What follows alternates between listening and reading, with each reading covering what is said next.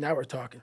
And when I learned about the anterior mid-cingulate cortex, I was like almost out of my seat. And I've been in the neuroscience game since I was 20. We're the same age. And I was so pumped because I've heard of the amygdala, fear, prefrontal cortex, it's planning and action. I could tell you every brain area and I teach neuroanatomy to medical students. But when I started seeing the data on the anterior mid-cingulate cortex, I was like, whoa, this is interesting. Yep. And all the data point to the fact that we can build this area up. Yep. But that as quickly as we build it up, if we don't continue to invest in things that are hard for us, that we don't want to do, that's the part that feels so Goggin-esque to me, that we don't want to do. Mm-hmm. Like if you love the ice bath, yeah, I love the ice bath, and you go from 1 minute to 10 minutes, mm-hmm. Guess what? Your anterior mid-cingulate cortex did not grow. None. But if you hate the cold water, mm-hmm.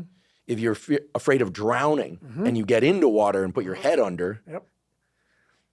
then your anterior mid and survive, then the anterior mid-cingulate cortex gets bigger. But if you don't do it the next day, or if you do it the next day and you enjoy it, because mm-hmm. hey, I did it yesterday, woohoo, mm-hmm. happy me, Merry Christmas, as you would say. Merry Christmas. Guess what?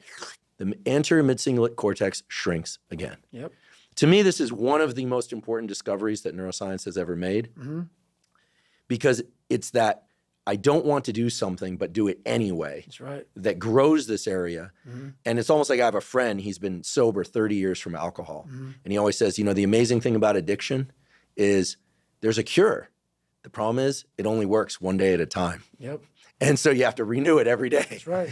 So the anterior mid-cingulate cortex, to me, when I learned about it, two things went off in my head. Whoa, this is super interesting. And two, I got to tell David Goggins about this. And I waited until now to tell you because I felt like well, for obvious reasons, I wanted to tell you, and I wanted to tell you here. Well, I love that because that's how I've lived my entire life.